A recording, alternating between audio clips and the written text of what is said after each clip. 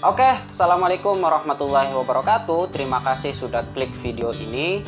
Dalam video ini kita akan sama-sama belajar tentang apa saja yang diwajibkan saat kita mandi junub dan apa saja yang disunahkan. Bagaimana videonya? Selamat menyaksikan.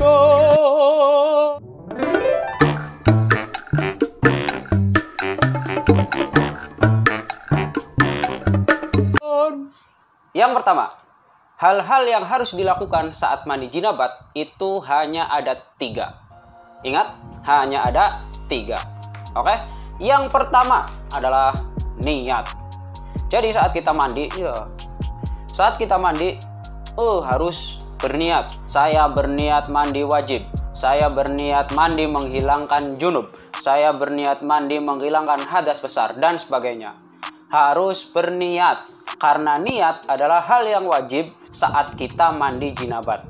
Pengertian niat sudah kita ketahui bahwa niat adalah qasdu syai'in muqtaronan bi fi'lihi. Jadi saat mandi jinabat, niatnya itu saat menyiram bagian tubuh yang pertama. Entah itu di kepala, mau di tangan, mau di kaki, mau di perut, mau di dada, mau di pundak, lutut, kaki. Pundak, lutut, kaki, kok nyanyi? Ya, jadi bagian yang pertama disiram itu harus diniati. Terserah mau bagian atas, bawah, tengah, pinggir, terserah. Ya, yang penting bagian awal yang disiram harus diniati. Jika tidak diniati, maka hadasnya belum hilang. Misalkan saya udah mandi, saya ambil air.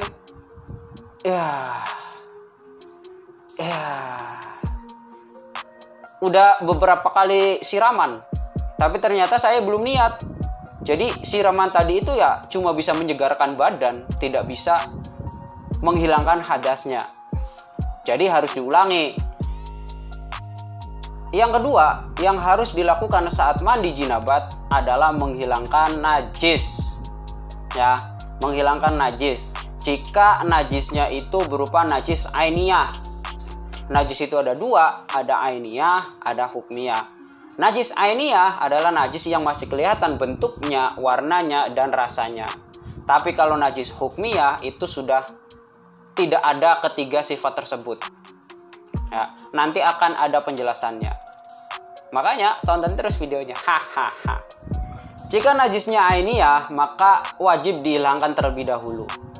Tetapi jika najisnya hukmiyah, ini ada 2 pendapat. Ada perbedaan pendapat antara Imam Rafi'i dan Imam Nawawi.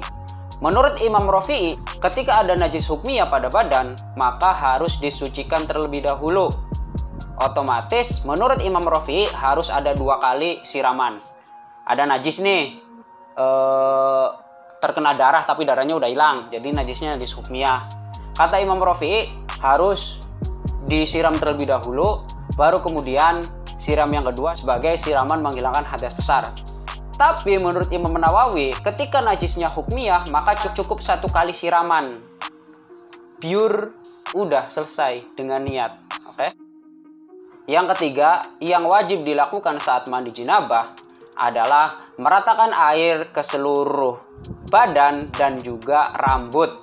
Baik rambut kepala, rambut tangan, rambut kaki, rambut pundak, lutut kaki, pundak, lutut, kaki, semuanya wajib untuk disiram. Dan misalkan ketika ada seorang yang rambutnya gimbal ataupun rambutnya dikepang dan tidak bisa air itu meresap pada seluruh rambut kecuali jika dilepas, maka wajib untuk melepasnya. Melepaskan rambut yang dikepang. Kepang bahasa Indonesianya apa sih? Kepang ya? Ya udah.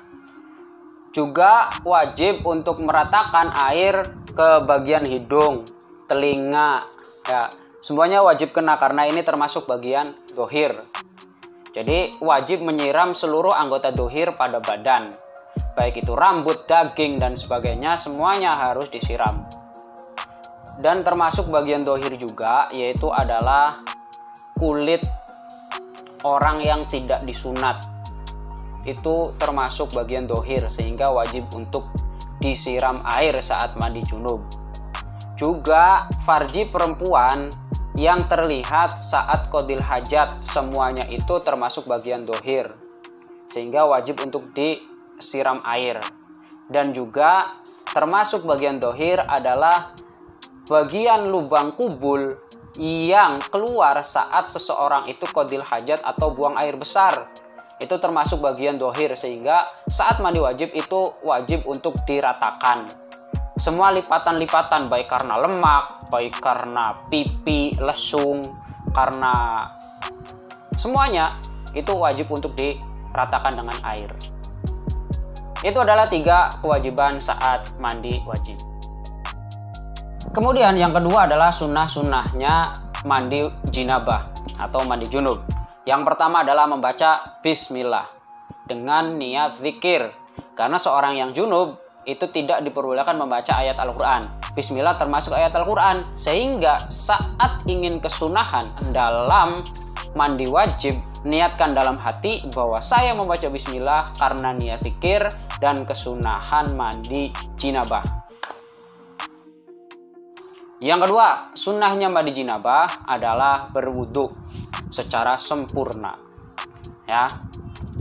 Yang ketiga, sunnahnya mandi jinabah adalah menggosok-gosok seluruh badan yang terjangkau oleh tangan.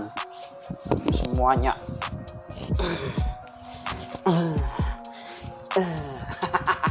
Semuanya digosok-gosok, itu disunahkan. Supaya apa? Supaya kotoran-kotorannya itu semuanya mengelupas. Jadi putih ntar kita tuh karena keseringan mandi. Yang keempat, sunahnya mandi wajib adalah mualah. Mualah itu menyiram anggota sebelum anggota itu kering. Jadi menyiram kepala, menyiram kaki dan sebagainya. Jangan dipisah-pisah. Misalkan, udahlah saya mandi junubnya nyiram kepala aja dulu. Habis itu tidur dulu.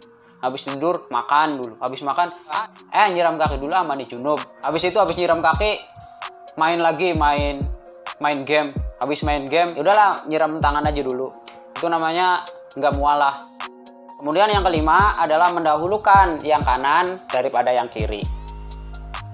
Udah kan jelas. Yang keenam yaitu adalah mengulangi sampai 3 kali. Dalam artian menyiram kepala disunahkan sampai 3 kali. Saat menyiram tangan disunahkan sampai 3 kali. Saat menyiram kaki 3 kali. Badan 3 kali. Gitu. Supaya kita yakin semuanya rata. Dan yang terakhir adalah menyela-nyelai rambut.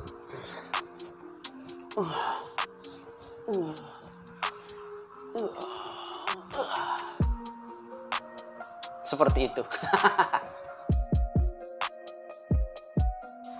Demikian yang bisa saya sampaikan. Kurang lebihnya mohon maaf. Wassalamualaikum warahmatullahi wabarakatuh.